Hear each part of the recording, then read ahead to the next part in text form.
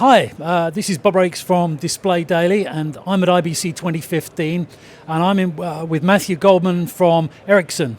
Ericsson is showing some really interesting stuff on HDR. So, hi Matthew. Hello.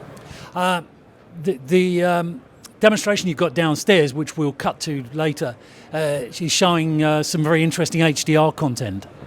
Yes, what we have been demonstrating downstairs is an immersive viewing experience, a set, and we have two monitors down there. One of which is standard dynamic range, and it's in 4K spatial resolution, and the other one is actually high dynamic range, which it's a professional monitor, so it's beyond the capabilities of today's consumer televisions, but it's for us to show what the capabilities of high dynamic range will be.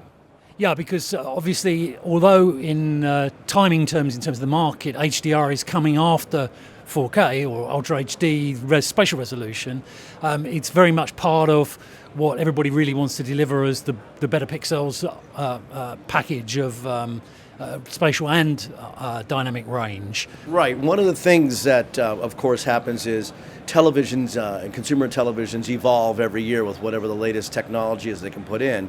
But as believers in standards, we have to set interoperability points so that we can all interoperate with each other. And UHD1 Phase 1, as it's known in the industry, really is about basically the 4 times the spatial resolution of HD, and that's mostly what it is. And what we're looking now is what the next generation of features will be, and that really is centering around the 2017-2018 delivery timeframe. And that is what's being known as HDR+, which is the combination of high dynamic range, wide color gamut, and 10-bit sampling bit depth. But in order to even understand what that means, the most bang for the bit, so to speak, is the high dynamic range itself. It doesn't take that much extra bits, and in some cases it might not take any extra bits versus the standard dynamic range we have today, but yet the immersive viewing experience is incredible, to the point where it's not impacted by viewing distance, so that you don't, like the 4K spatial resolution is, we have to sit at the proper viewing distance, and it can be visible from the other side of the room.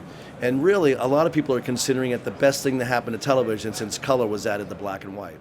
Yeah, I was at the keynote this morning with Pixar and ILM talking about the HDR in the cinema. And they're saying, wow, this is just changes the whole cinema experience from them. And I think it'll do the same for TV. In Europe in particular, DVB was talking about 2017 for new HDR standards coming to market. They hope to get them finished by the end of next year. And in fact, David Wood of DVB was quoting your expression there at the press conference. So that was a nice one. But one of the issues in Europe is always that we like smaller TVs here. So, especially with a smaller TV, if you've got a 32-inch TV, Ultra HD may not be as good as HDR.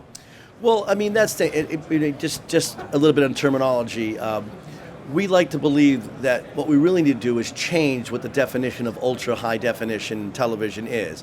Today, because of the way the consumer electronic manufacturers rolled it out and all the marketing information around it, it pretty much is being associated simply about being 4K spatial resolution. But in fact, we always knew in the industry, when we say ultra high definition television, we meant all of the immersive viewing experiences, features and functions that will be coming, of which the spatial resolution is a very important aspect, but it's only one of many. And we do believe that HDR+, again, the combination of HDR, WCG, and 10-bit sampling depth, really is that better bang for the bit, because in the uncompressed domain, 4 times the spatial resolution is 4 times the bits. In the compressed domain, not so much, but it's still about 2.5 times the bits. Whereas with the HDR, it could be no more bits, it could be 20% more, but you can see it's much more reasonable. And to your point about small screen sizes, this is really important. It's interesting that when you go into the home theater type of experience and you go into an electronics store, if you mention you're going to buy a larger flat screen TV or even a medium-sized one, okay, they're going to ask you, do you want to have surround audio and audio system? And then they'll spend, if you say yes, they'll spend a couple of hours with you making sure you understand proper speaker placement to get that immersive sound field and everything. They don't say anything about the proper viewing distance, and the human visual system does have a set resolution, and you want to sit at a distance close enough that you can resolve the pixel resolution of the display, but not so close that you'll see the pixel structure. That's usually not the problem. The problem in most comfortable home viewing environments is that your sitting distance away from the display is actually too far. And if you sit outside of the appropriate viewing distance, then you won't actually see the full resolution. So here's the quandary. People today sit roughly around, let's just say 2.5 to 3 meters away from the TV, regardless of what the size of the display is, because that's what fits in a common lounge or living room. But if you do the math, and obviously it's a human visual system, so it's trigonometry, but if you make some engineering simple rules, you know it's a 16 by 9 display, you apply some theorem like Pythagorean's theorem on it, and you can figure out it's roughly, by a rule of thumb, the proper viewing distance for HD resolution is about 3 picture heights back. So if you're sitting, say 2.4 meters back, that's roughly what a 50 or a 60-inch television display would mean. That's typically a bit closer than most people sit. Not so bad with high definition, but here's the issue. With Ultra HD, which is 4 times the resolution, twice vertical and twice horizontal, for your eye to resolve that, you now have to sit twice as close to the TV, relative distance for the screen size, which means the rule of thumb for the proper viewing distance is 1.5 picture heights. So that same 50 or 60 inch display that you're sitting 2.4 meters back, if you want to get the same Ultra HD experience at 2.4 meters, then you're going to need a display that's twice as large. Otherwise, you won't see it. So what commonly happens is, great, we have this new sport channel that's 24 hours, 4K, resolution, fantastic.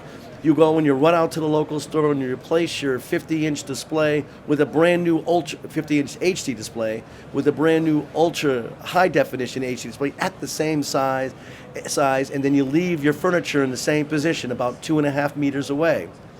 You get this great new service, you're watching HD on it because your eye cannot resolve that extra resolution.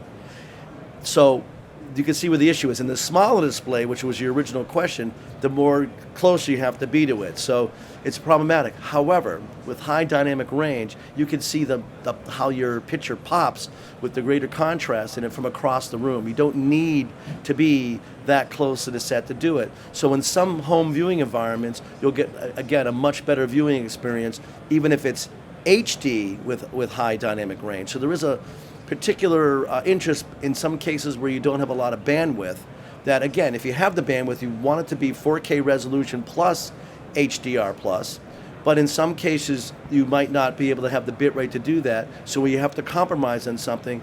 The better bang for the bit is to do HDR and to do it in a lower spatial resolution to keep your bit rate down. Now the TV will upconvert it to 2160p, which is 4K anyway, and if you're sitting at the distance that you normally would be, you won't notice any difference at all. Yeah, in fact, one of our correspondents, Matt Brennerholtz, wrote recently about the fact that you if you've got really good upscaling, you're going to tell. It's hard to tell the difference anyway. It is very hard to tell as long as it's progressive. I mean, the upscalers in the new televisions, they're actually really, really good. The deinterlacers, not so much. But if it's progressive content, so if you're going from 1080p HD to 2160p 4K, then it might be indistinguishable for most people. Great, and it makes you wonder about 8K. I was at IFA last week, and Paul Gray from IHS, one of their analysts, pointed out that Japan's driving 8K, but the average TV set sold in Japan is 32-inch. Right. You know what? It's interesting about that, because even if you go beyond that, just say fundamentally in the time frame of HK, which of course they've announced that 2016 they're going to start the trialing, and in 2020 it will be a regular broadcast in Japan. You know, to me it sounds like the moon launch project of the U.S. at the 60s. At the end of this decade, we're going to be putting a man on the moon. It almost has the same type of feel of that. But keep in mind, perhaps the services the Japanese are looking for isn't the television that we have today. They might be doing things such as a touch wall, where your whole wall is the screen. So in that case, there are applications when you're really close to the screen where it might be advantageous to have 8K. But in the sit back, relax, watching a television experience, even if the 8K TV, okay, is the full size of your wall, those two rule of thumbs we just had, the rule of thumb for 8K is 3/4 or 0.75 of a picture height. So you have to have a really large display in order to sit 2 meters back from it. So obviously that's not really practical for homes. Great for large venues like a sports pub or outside venue like that. In the home, if it's going to be for the traditional television laybackist viewing environment, it really, really won't see the resolution. Great. Well, thanks very much for that, Matthew. We'll get some pictures of the comparison that you've got downstairs, because it's really impressive, the difference between the HDR 1080p and the 4K. So we'll get that and put that in afterwards. Thank you. Thank you very much. So this is Bob Rakes from Display Daily with Matthew Goldman of Ericsson at IBC 2015. So Great. thanks for that. Right. So I mean, the display we have downstairs is